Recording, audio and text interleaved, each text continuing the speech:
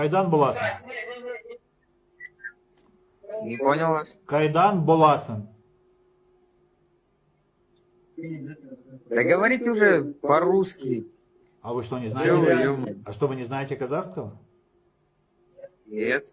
Как это? Если я живу в Казахстане, я должен знать казахский? Я не знаю, но в России эти таджики экзамены сдают, когда едут штукатурить. Наверное, должны знать.